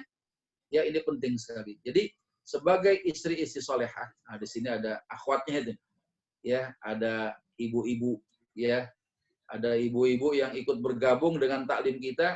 Saya hanya memesankan kepada ibu sekalian, kalau tiba-tiba suami qadarullah meninggal dunia, ya coba tuh jangan sampai menahan-nahan untuk ya bermusyawarah waris atas peninggalan harta suami. Ya jangan sampai kemudian suami tidak mendapatkan manfaat menuju surganya Allah Subhanahu wa taala dengan adanya harta warisan yang ditunda-tunda itu. Ya khawatir jadi mafsadat gitu kira-kira. Ternyata si ibu yang saya sampaikan tadi itu, dia makan harta suami, dipakai buat biaya hidup, dan itu berlangsung bertahun-tahun, Bang. Dan itu ternyata menyangkut hak waris anak juga, gimana urusannya gitu. Nah, itu yang bahaya tuh ya. Maka jangan lagi ada istri-istri yang suka menguasai ya peninggalan harta suami, ya dia jadi penguasa tunggal harta suami, ini bahaya. Ya. Ya ini berlaku zalim dia kepada yang lain, apalagi memperkaya dirinya sendiri. Ya, dia menggunakan harta warisan itu disengaja atau tidak disengaja. Ini kan jadi masalah. Ya, wallahu a'lam. Ada lagi? Baik. Silakan. Mungkin ada Bapak Ibu yang mau langsung tanya kepada Ustadz. Silakan. Bang Ali dari Medan, dari Batam ada nih. Biasanya suka nanya ini. Assalamualaikum warahmatullahi wabarakatuh. Waalaikumsalam warahmatullahi wabarakatuh. Mohon maaf Pak Ustadz, melihat yang Pak Ustadz jelaskan memang sepertinya wajib untuk mengikuti ketentuan dari Islam. Iya. Kemudian yang saya pertanyakan adalah dalam waktu mengeksekusi dan sebagainya itu, kalau di antara keluarga mungkin ada ketidakbaikan, apakah boleh mengambil, apakah dari pengadilan atau orang lain untuk membantu untuk mengatasi hal tersebut. Yang satu. Yang kedua, misalnya barang itu berbentuk rumah misalnya, apakah itu hanya dinilai saja, ataukah semua itu harus dijual kemudian baru dibagi, Pak Ustadz? Iya. Sementara itu Pak Ustadz. Satu lagi, memang tidak ada wasiat untuk ahli waris, apa betul Pak Ustadz? Terima kasih. Assalamualaikum warahmatullahi wabarakatuh. Ini ciri yang khas beliau ini. Jadi kalau nanya tuh 3 saja. Kayak makan kurme. Kayak makan sukari gitu kan. Kalau nggak 1, 3. Jadi Masya Allah nih. Jadi yang pertama, ketika ada keluarga yang berperkara masalah waris. Ya. Pertanyaannya sekarang gini Pak Bambang. Apakah perkaranya ribet apa enggak gitu? Ya, sebenarnya hanya bagaimana menilai, mengeksekusi dan sebagainya, membagi gitu Pak Ustadz.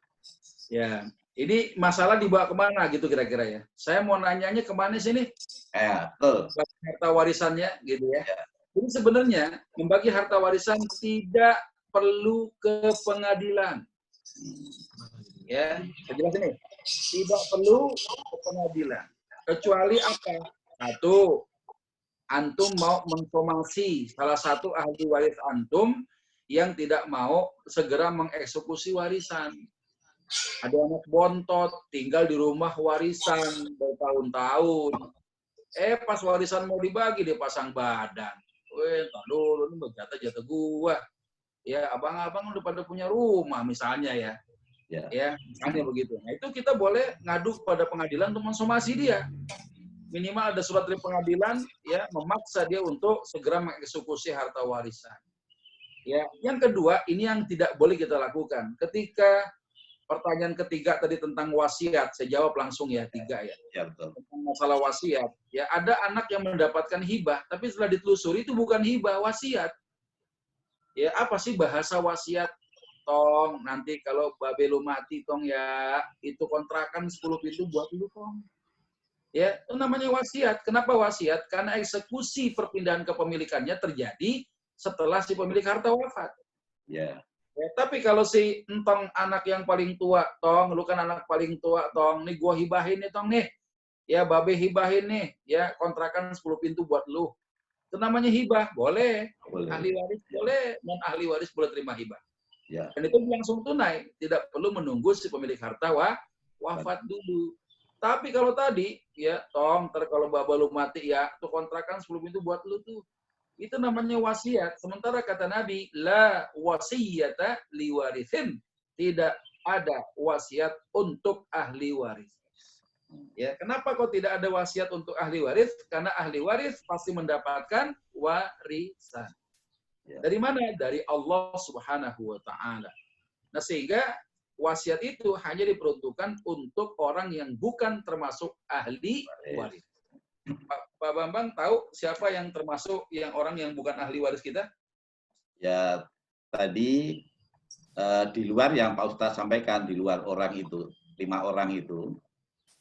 Bukan, ya. Jadi kalau bicara tentang siapa yang bukan termasuk ahli waris, banyak juga nih Pak Bambang nih. Mari kita lihat. Anak tiri bukan ahli waris. Anak tiri itu misalnya apa? Ada laki-laki menikahi janda anaknya 2. Buy 1, get 2. Ya, jadi ini dapat hadiahnya banyak nih. Ya, beli 1 dapatnya hadiah 2 anak yatim nih. Ya. Nah, anak si bawaan janda itu dengan si suaminya ini kan hubungannya adalah bapak tiri dengan anak tiri. Anak tiri meninggal dunia, bapak tiri nggak dapat warisan. Bapak tiri meninggal dunia, anak tiri nggak dapat warisan. Kenapa? Karena bukan anaknya. Ya, dari sebab mewarisi nggak ketemu. Ya, hubungan nasab tidak terjadi.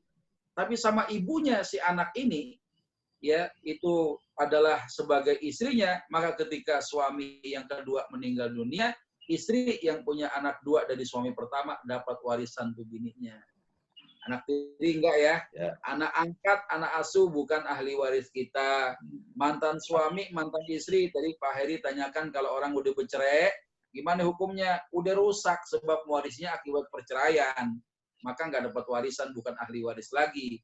Keponakan perempuan, Pak Bambang punya saudara, laki atau perempuan, anaknya perempuan, bukan ahli waris kita. Termasuk keponakan laki, keponakan perempuan, tapi dari saudara Pak Bambang yang perempuan. Ya, Pak Bambang punya kakak perempuan, adik perempuan. Dia punya anak, keponakannya bukan termasuk ahli waris kita. Mertua menantu tak saling mewarisi. Saudara ipar, apalagi. Ya, cucu dari anak perempuan bukan ahli waris kita. Ya, Pak Bambang punya anak perempuan, dia menikah, punya cucu, ya. Cucu dari anak perempuan Pak Bambang bukan ahli waris antum, Pak. Ya, dia akan mendapatkan warisan daripada jalur ayahnya, jalur suami. Ya. Nah, ini disebutkan demikian. Termasuk paman atau bibi dari jalur ibu bukan ahli waris, dia kerabat non ahli waris yang disebut dengan zawil arham, ada hubungan kerahiman. Ya, kerabat yang bukan ahli waris, paman atau bibi daripada jalur ibu. Yang berikutnya saudara, lain ayah, lain ibu. Siapa nih kira-kira nih? Ya. Orang lain ya. Ya, tapi kebetulan emaknya tuh orang lain, tetangga kita, kawin sama bapak kita. Janda punya anak, duda punya anak, ya. Maka itu anak-anaknya saudara, lain ayah, lain ibu. Janda sama duda menikah. Anak-anaknya boleh menikah nggak, Pak? Anak duda sama anak janda boleh nggak nikah? Boleh. Nggak boleh, Pak. Nggak boleh. Hukumnya haram. Kenapa haram? Anaknya laki-laki semua, Pak. Oh. Itu LGBT nggak boleh itu. Nikah. Tapi Ya, udah laki yang si janda laki. Masa suruh nikah? Nah, itu nggak sah. Tapi kalau anaknya laki satu, perempuan satu, ada larangan. Dia bukan mahram. Ya, gitu kira-kira. Ya, itu pertanyaan yang kedua tadi, apa itu ya? Untuk mengeksekusi itu apakah harus harta tadi apakah mengeksekusi harta rumah itu, apakah eksekusinya cuma ngitung doang atau bagaimana? Jadi gini ya. Mala yatimbul wajib illa bihi fahuwa wajib. Itu kaidah fikih itu, Pak. Mala yatimbul wajib illa bihi fahuwa wajib. Kewajiban tidak akan berjalan secara sempurna kecuali karena keberadaan sesuatu, maka sesuatu itu hukumnya wajib. Ya. Contohnya apa? Nikah pakai surat. Ya. Keberadaan surat nikah itu bisa menjalankan kewajiban sempurna. Suami nggak bisa mangkir daripada nafkahnya kepada istrinya. Suami nggak bisa teledor terhadap kewajiban nafkah. Kenapa? Karena dilindungi sama undang-undang adanya surat itu. Tapi nikah nggak pakai surat pun juga sah, ya hukumnya. Nah, tapi ketika surat nikah tidak ada, dia menikah, kewajiban nggak bisa berjalan secara sempurna, kecuali karena keberadaan surat nikah itu, maka nikah pakai surat hukumnya wajib. Supaya apa? Kewajiban bisa berjalan sempurna. Nah, kita tarik sekarang, kita kiaskan masalah waris. Ya. Bagi harta warisan bisa berjalan sempurna, ya, dengan keberadaan, dengan sesuatunya apa? Menjual aset. Karena rumah yang ada, kalau antum mau belah-belah, ya boleh aja. Kebetulan rumahnya mungkin 2000 meter, rumahnya dan luas tanahnya ada 5000 meter barangkali, ya silakan aja dibelah-belah. Ya kenapa? Karena bagiannya mungkin banyak, dan notaris juga senang juga tuh ngurusinnya. Tapi kalau tanah cuma 60 meter, ya anak ke-17 gitu kan, ini rumah tiba-tiba mau kita belah-belah, gimana caranya mau ngebelah-belah? Ya, atau tanahnya mungkin ya agak banyak lah, 200 meter, 300 meter gitu ya. Nah, di belah-belah itu, anak bagi saja berdasarkan lokasi tergantung rumah itu. Nah, sekarang pertanyaannya adalah gini, ketika ahli waris diberikan bagiannya di belakang, dia nggak maunya di depan. Yang di depan pengen nggak mau di belakang. Ini masalah. Artinya nggak bisa membagi harta warisan berupa rumah dengan mengkotak-kotakan bagian-bagiannya. Sulit sekali. Ya, kecuali itu orang mau diatur, gitu kan. Lu bagian belakang lu, deket spiteng. Wah, ya udah terima dia. Bagiannya memang di situ, gitu kan. Tapi ternyata kan enggak, susah diatur. Nah, sehingga apa? Rumah itu harus dijual. Supaya apa? Kewajiban menjalankan hukum waris ini sempurna. Ya, maka tidak ada jalan lain kecuali dengan menjualnya. Maka menjual harta warisan itu hukumnya wajib. Ya, nah sebelumnya apa? Musyawarah dulu, berapa saham anak-anak, berapa saham bagiannya orang tua. Untuk mengeksekusi apa? Rumah yang nanti kalau laku dijual, duitnya ada, dipotong biaya-biaya, biaya maklar, ya biaya uang berisik, uang apalagi uang keringetan, uang macam-macam, uang ngos-ngosan. Nah, itu dibayar dulu tuh. Ya, ada wasiatnya keluarin, hutangnya bayarin, sisanya warisan bagi berdasarkan saham-saham yang ada. Jadi gitu Pak Bambang. Oke. Ya. Jadi kalau misalnya bisa di kotak-kotakan itu rumah, ya itu ya silakan aja. Tapi bisa enggak? Ketika menghadapi luas rumahnya enggak seberapa, anaknya bejibun. Ya dapat cuma ukuran berapa dapat bagian lu 1,5 meter doang Bang, buat apa aja? Ya 1,5 meter bagiannya gitu. Kira-kira gitulah. Sebagai Syukran, Pak Ustaz. Baik, Cukup, Pak Ustadz, ini ada pertanyaan. Ya, silakan. Ini ada 4 pertanyaan yang masuk. Saya pikir sesi ini cukup sampai 4 ini aja nanti ya. Iya. Pertanyaan yang pertama, jika rumah orang tua dibangun oleh salah satu ahli waris, Ya. maka pembagian harta waris setelah orang tua meninggal bagaimana? Ya. Itu aja ya. Bagaimana itu kalau ada rumah yang dibangunkan oleh anaknya? Betul. Anaknya 5. Yang paling mapan tuh yang paling tengah-tengah. Ya, yang nomor 3.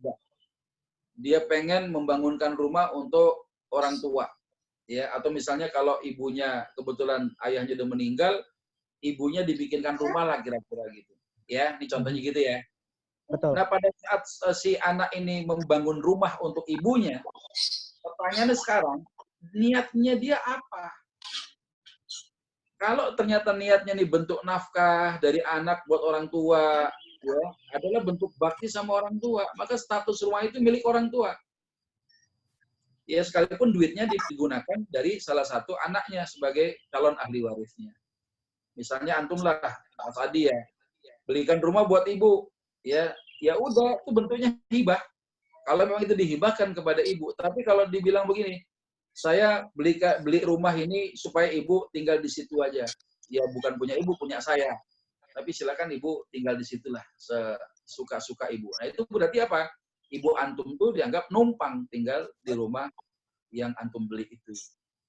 Ya, tapi ketika ada anak membangunkan rumah, tanahnya punya anak dibeli, dibangun rumah pula sama anaknya, tanya akadnya apa sama ibu itu? Kau kasih ibumu? Ya, atau ibumu cuma numpang doang. Kalau dikasih, tiba-tiba ibunya meninggal dunia, maka rumah itu menjadi warisan. Apakah kembali kepada anak yang ngebangun? Ya enggak. Ya, kenapa? Karena sudah pindah kepemilikannya semenjak hidup si ibu. Ketika ibunya meninggal dunia, menjadi warisan untuk ahli waris. Itu kira-kira tuh. Ya, jadi enggak kembali lagi kepada yang ngebangun rumah itu. Apalagi cuma bangunannya doang, tanahnya punya ibunya. Ya udah, anggap aja tuh kebaktian kita sama orang tua dah, ya nafkah kita sama orang tua. Jangan diungkit-ungkit lagi. Ya, ketika ibu meninggal dunia, udah jangan pakai cerita itu kan bangunan gue yang bangun, pisahin dulu dong. Ya, pisahin dulu tuh ongkos-ongkos gue beli material kemarin tuh. Ada kan kadang begitu tuh yang repot itu. Ya itu masih syukur nggak tinggal di situ. Ada orang yang numpang tinggal di situ. Ya anaknya numpang tinggal di situ. Dia kemudian membangunkan, merenovasi rumahnya, bagus rumahnya. Ketika meninggal dunia itu mendapatkan warisan, wah dia pasang badan, dia bilang apa? Sebelum dibagi warisan keluarin dulu biaya renovasi yang saya keluarin. Padahal dia numpang tinggal di situ, nggak bayar kontrakan. Harusnya kalau ada orang yang tinggal di situ, anggaplah tuh misalnya rumah milik si ibu, dia numpang di situ, nggak bisa dia beli rumah, dia punya kewajiban dia merawat. Kalau rusak jangan teriak, gitu kan. Kalau mau dicat ya dicat aja udah, jangan nuntut nanti pas dijual lu minta bagian lebih. Ya, itu masih mending kalau tuh anak nggak tinggal di situ memang pure untuk ibunya. Maka tanah berupa rumah yang dihibahkan kepada ibunya misalnya, ketika sang ibu meninggal dunia menjadi harta warisan untuk seluruh ahli warisnya. Ya, nah itu terserah ketika warisan dibagi, si ahli waris yang lain sadar nih, ini kan rumah nih yang beliin ya abang kita tuh, ada kita urunan dah ya. Ini uang kerahiman nih dalam bentuk hadiah, boleh begitu. Cakep yang begitu, tahu diri namanya. Gitu kan. Bang, ini dari kita nih Bang, kan abang yang ngebangun rumah ibu nih ya. Ini kan memang rumah ibu, tapi kan dari abang nih, kita nih urunan nih buat abang dah. Nah itu cakep tuh yang begitu tuh. Ya surga dapat, bande harta dapat, halal hukumnya. Ketimbang udah nafkah sama ibu, diomong-omongin, dibangkit-bangkitin lagi. Ya, dia menjilat muntahnya sendiri. Nauzubillah. Ya, gitu. Berarti kesimpulannya itu tergantung niatnya ya Ustadz ya, niat ya, si anak atau si orang tua membangunkan itu ya. Benar. Baik. Baik, kalau gitu pertanyaan selanjutnya, di kalangan umum itu banyak kasus suami menikah lagi secara diam-diam. Bagaimana ketika wafat dan waris dihitung hanya bagi ahli waris dari istri pertama karena ketidaktahuan? Bagaimana hukumnya? Dan bagaimana pula jika hadir para istri yang mengaku ahli waris sedangkan harta waris sudah terbagi habis? Ya, pada saat suami meninggal, disadari atau tidak, suami nikah diam-diam. Ya, nikahnya biar nggak kelihatan orang, dia pakai jas hujan, dia pakai helm gitu. Ya, biar nggak kelihatan orang nikah lagi, gitulah kira-kira. Ada wanita tiba-tiba datang ke rumah ke rumah istri tua. Ya, dia bilang kalau saya nih bininya si almarhum itu. Ya, ketika si istri tua tanya, lu bener bini laki gua? Iya, buktinya mana? Ya, saya punya saksi bahwa saya menikah walaupun tidak tercatat lewat pengadilan negara, lewat KUA, ya saya punya saksi 2 orang laki-laki. Dan yang menikahkan itu bapak saya sebagai walinya, bapak saya masih ada. Maka kalau itu disebutkan datanya akurat, dia sebagai ahli waris. Nah, bagaimana pembagian harta warisan buat dia nih, karena kita nggak tahu, ya udah hitung ulang. Ya, yang dihitung ulang yang mana? Jangan semuanya dihitung, hanya bagian untuk istrinya saja. Kalau kebetulan si istri yang kedua ini nggak punya anak, ya nggak punya anak hasil pernikahan ya. Tapi kalau dia punya anak hasil pernikahan dengan suami, ya udah hitung semuanya udah. Ya dihitung ulang semuanya. Ya, siapa yang udah makan harta warisan kebanyakan, ia pulangin, kasih hak dia itu. Ya caranya begitu. Ya, tidak diabaikan. Kan gua nggak tahu, nggak bisa nggak tahu. Kenapa nggak cari tahu? Ya karena menghitung harta warisan itu nggak mudah juga sebenarnya. Ya minimal dia harus mengetahui betul di mana aset-aset harta warisan itu dan orang-orang berhubungan ya menjadi ahli waris kira-kira selain yang ada lagi nggak gitu kan? Ya, nah ini kalau terlanjur sudah dibagi, sementara tiba-tiba dia datang setelah 2 tahun pembagian, dihitung ulang lagi, maka bagian dia harus terpenuhi. Itu kira-kira yang bisa saya sampaikan untuk pertanyaan ini. Baik, pertanyaan terakhir, Pak Ustadz, dari Pak Heri lagi ini. Ya. Apakah yang kita bisa pegang apabila dalam waris diangkat ke pengadilan, dalam hal waris ini diangkat ke pengadilan umum dan yang dimenangkan itu adalah ahli waris yang tidak sesuai dengan pembagian secara agama. Seperti apa, Ustaz? Iya, kan repotnya kan begitu ya. Padahal menghitung warisan itu nggak perlu ke pengadilan sebenarnya. Secara eksekusi di tingkat keluarga itu bisa diselesaikan. Kalaupun nanti jual rumah butuh data notarial, butuh notaris, ya ikutin saja. Antum bikin surat keterangan waris, surat keterangan tidak sengketa terhadap aset properti, ya ikutin aja. Tapi pas menghitungnya, seluruh ahli waris sepakat mau diatur oleh Islam. Nah, yang repot adalah ada beberapa orang yang justru ngancem. Ya, yang perempuan nih mohon maaf. Pokoknya gue nggak mau tahu bagi rate bagian warisan gue. Ya, kalau nggak dibagi rate, jangan lo anggap gue saudara lu. Waduh. Dia mau mutusin jadi saudara katanya. Ya gara-gara warisan nggak dibagi rata. Akhirnya apa? Kita meradang yang ngerti hukum Islam ini marah. Nggak bisa begitu Mbak. Ya nggak bisa begitu Kak. Nggak bisa begitu Pok. Ya itu mah harta harus diatur aturan Allah. Laki-laki 2, lu dapat setengah dari laki-laki. Ngadu ke pengadilan. Ya pengadilan kemudian mendamaikan. Yang inti daripada mendamaikannya ke pengadilan adalah akhirnya ujung-ujungnya perkaranya menang, suruh bagi rata semua. Ya kita nggak usah khawatir, sekalipun ada sesuatu yang hilang, ya akibat perbuatan zolim seorang yang mengadu kepada pengadilan untuk dimenangkan kasusnya itu, ya maka dosanya itu ya berlipat-lipat itu. ya tidak akan diterima tobatnya seorang yang memakan harta warisan ini kecuali dia mengembalikan harta warisan itu yang telah didapat dengan cara yang tidak halal kepada saudara yang haknya dirampas oleh pengadilan. Nah, termasuk, mohon maaf, bagian pengadilan sendiri yang memicu terjadinya penyimpangan penerapan hukum syariat, dia menanggung dosanya di hadapan Allah Subhanahu wa taala. Ya, terserah nih, saya harus keras juga dalam masalah ini. Ya, hakimnya orang muslim, akunya punya Quran dan sunnah. Ya, tapi kenapa masyarakat yang tidak didekati dengan pendekatan-pendekatan hukum syariat? Dan antum harus tahu, Mas Adi, bahwa di Indonesia kalau ada orang yang berperkara masalah waris, itu masih bisa milih hukum loh. Misal ya, pakai hukum yang mana nih? Hukum adat, hukum agama, atau hukum negara.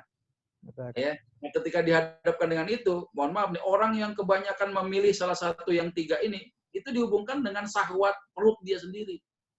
Dia cari hukum yang memenangkan urusan syahwat terhadap gila hartanya dia itu. Ya, kegilaan dia terhadap keduniaan itu. Nah, kita ini bukan berangkat dari dasar iman. Ya, maka yang penting harus kita jalankan adalah bagaimana tiap-tiap keluarga dia punya ayah, dia punya orang tua menghidupkan ya ilmu waris ini di dalam Islam.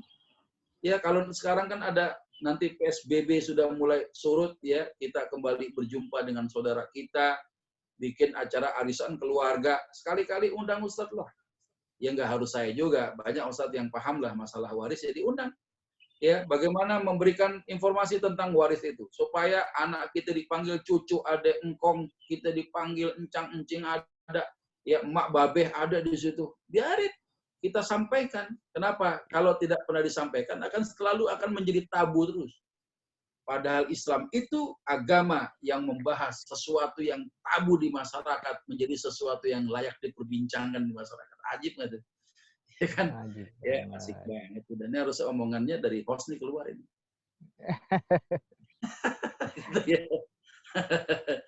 Ya. Ada lagi pertanyaan langsung barangkali kalau di chat sudah habis. Ada beberapa member ya partisipan yang izin tadi katanya mau masuk lagi ada pekerjaan, ada meeting. Betul. Mungkin ada Bapak Ibu yang ingin bertanya langsung, silahkan.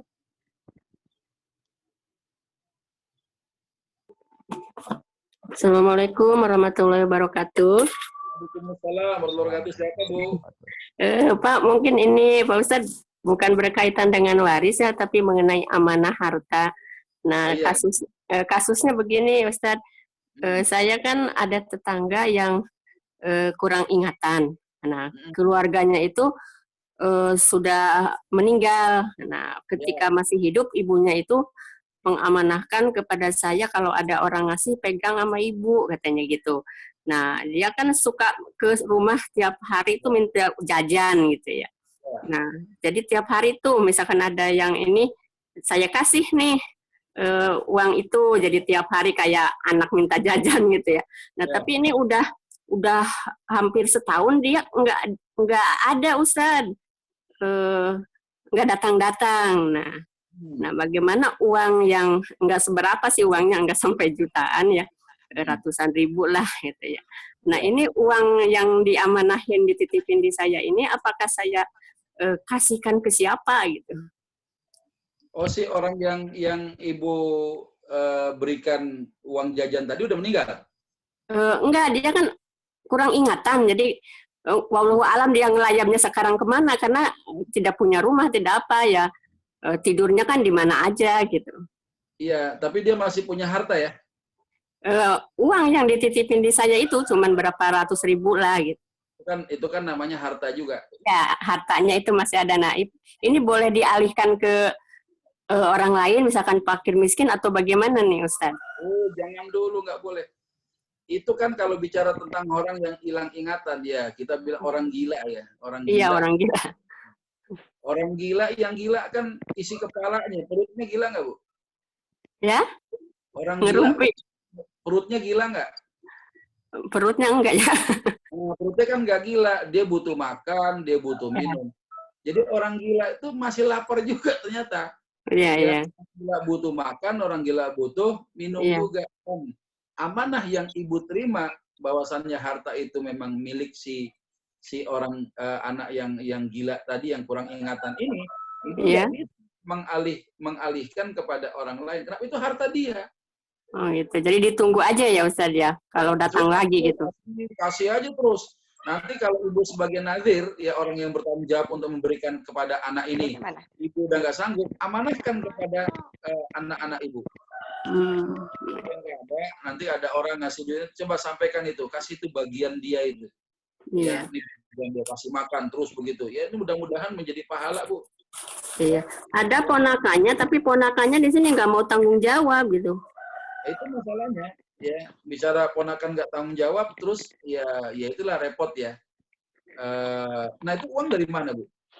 Oh, itu misalkan kan ada santunan gitu. Kadang-kadang ini Bu nitip namanya Joko, ini buat Joko gitu. Ini buat Joko kan tiap hari suka datang ke Ibu gitu, ya? Iya. Jadi kalau ibu jadi ini, kalau ibu misalnya mendapatkan amanah itu, ibu nggak mau menjalankan, artinya repot-repot, serahkan saja sama keluarganya, Bu.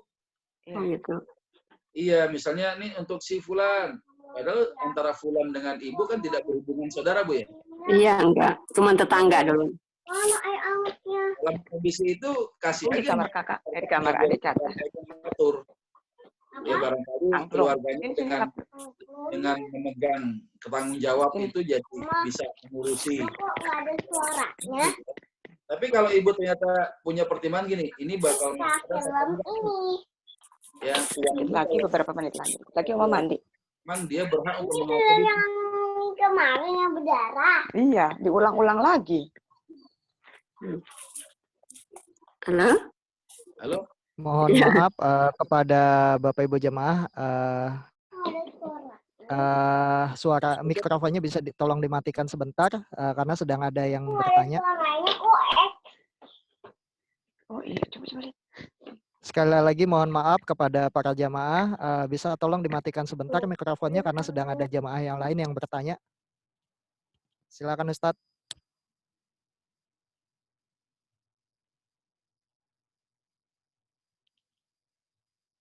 Silakan Ustadz.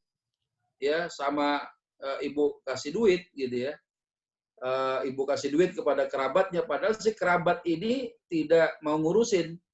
Ya udahlah, daripada mafsadat, udahlah biar amanah ini saya pegang aja lah, saya yang berikan itu, bisa saja begitu. Ya, tapi kalau ibu mau, ya artinya beban kewajiban itu dianggap selesai, ibu serahkan aja beban kewajiban itu kepada saudara dia. Ya, gitu kira-kira, Bu. Supaya nanti ibu tidak meninggalkan sesuatu yang ada pada diri ibu dan itu merupakan harta orang lain. Kasihan. Ya, jangan sampai harta orang lain itu justru dibagi-bagi menjadi warisan. Oh, kacau tuh namanya. Ya, jadi daripada begitu, ya serahkan aja lah kepada kerabatnya, kepada keluarganya, supaya kerabatnya ini ya menjalankan kewajiban itu. Jadi sampaikan begini, Bu. Ini ada amanah dari si Fulan untuk si Fulan. Ya, dengan catatan ya ini disampaikan untuk dia. Mohon amanah ini bisa dilaksanakan dengan baik. Ya sudah ya, lepas ya. Saya udah nggak punya kewajiban lagi. Saya sudah sampaikan kepada antum sebagai kerabatnya. Selesai, Bu. Ya, kita khawatir tadi megang harta gitu. Ya cuma ratus-ratusan ribu. Kalau mohon maaf ibu meninggal dunia, takutnya harta yang ratusan-ratusan ribu itu yang punya orang lain itu termakan sama anak keturunan ibu. Ya kita khawatir karena dianggap oh ini harta emak nih, padahal bukan, itu harta ya yang diamanahkan untuk diberikan kepada si Fulan yang kurang ingatan itu. Ya. Kira-kira begitu, Bu. Baik. Terima kasih Ustadz. Alhamdulillah ini yang antusias dengan tema kajian pada pagi hari ini lumayan banyak. Bahkan ada beberapa pertanyaan juga yang sudah masuk.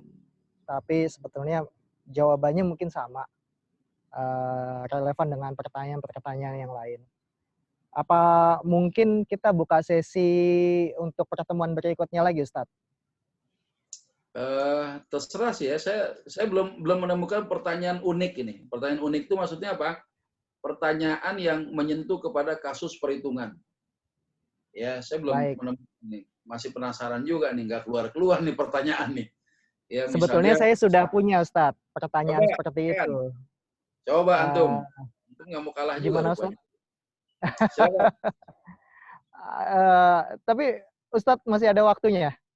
Banyak. Gitu ya. Banyak. Kan lagi Gitu di ya. rumah Allah ini. Masya Allah. Lagi Jadi di gini, rumah. Ustadz, misalnya ada kasus ini di mana Ya, gimana? seorang wafat Ya. meninggalkan istri, satu istri, Ustadz, Ya. 2 anak perempuan, 1 saudara perempuan seibu, Ya. dan 2 saudara perempuan sekandung. Ya. Apakah semuanya dapat warisan, Ustadz? Dan berapa bagiannya masing-masing? Ya, sebelum saya jawab, ada nggak di antara jamaah yang bisa jawab? Saya kasih pulsa 100.000 hari ini. Masya Allah. Ayo dong. Ya, biar susah gayanya. Yang penting gaya aja lah, gitu kan. Siap. Ada nggak? Silakan. Pak Heri barangkali mau nyoba, dan kalau jawabannya benar, ini insya Allah 100.000 diberkah melebihi harta dan bank ini. Masya Allah, Ustaz. Saya lagi pegang kalkulator, Ustaz. Gimana Pak Heri? Lagi pegang kalkulator, Pak Ustaz. Pegang kalkulator. Ayo, siapa yang bisa kan? Di sini ada Ustadz Abdul Majid nih, Syekh Majid nih, Masya Allah nih.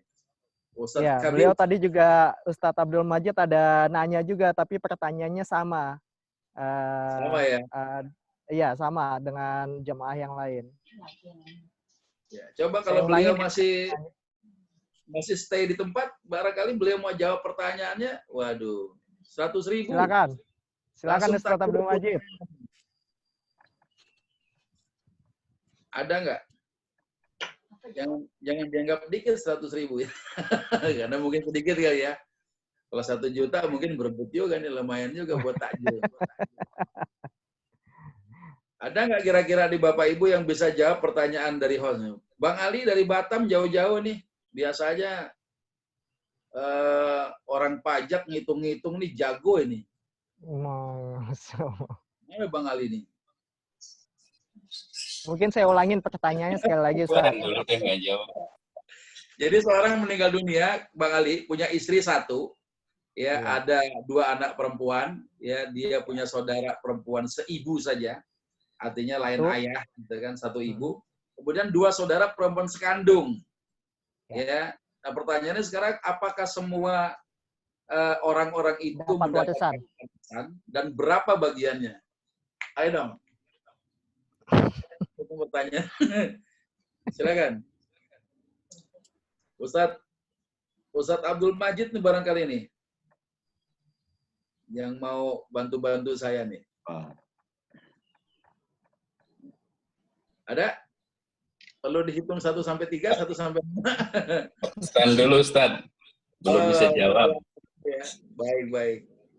Beliau bukannya nggak mau jawab nih, lagi ngulek apa ini? Lagi ngulek cabai bantu istri. Jawabnya agak ribet. Jadi gini ya, saya jawab aja Pak Adi ya. Iya, silakan Ustaz. Jadi orang-orang yang disebutkan tadi ada istri, ada 2 saudara, 2 anak perempuan, 1 saudara seibu dengan 2 saudara perempuan sekandung. Yang harus kita perhatikan adalah teori tentang hujub wa mahjub dulu.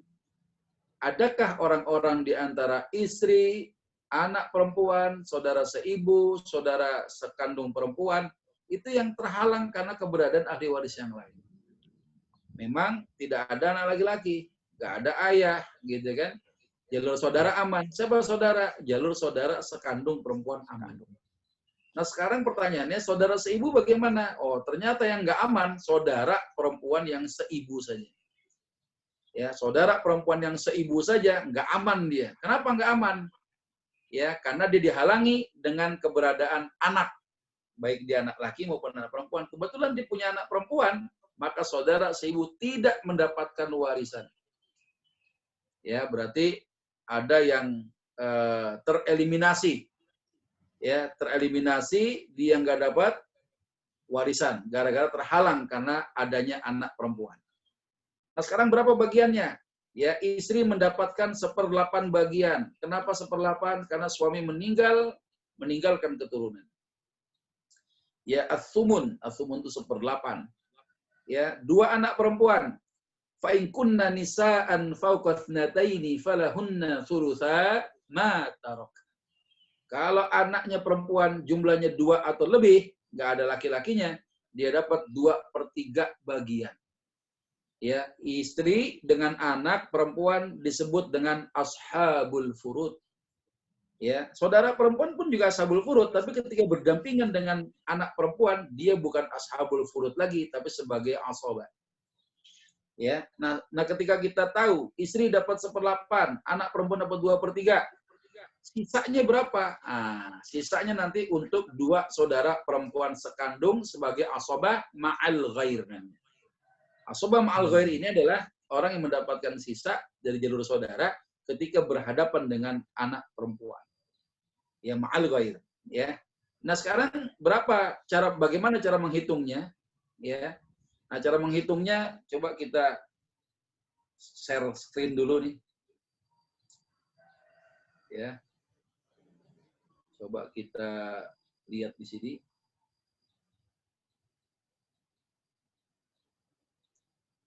Ya, istri dapat 1/8 ya. Iya. Istri dapat 1/8. Anak dapat 2/3 anak perempuan. 2/3.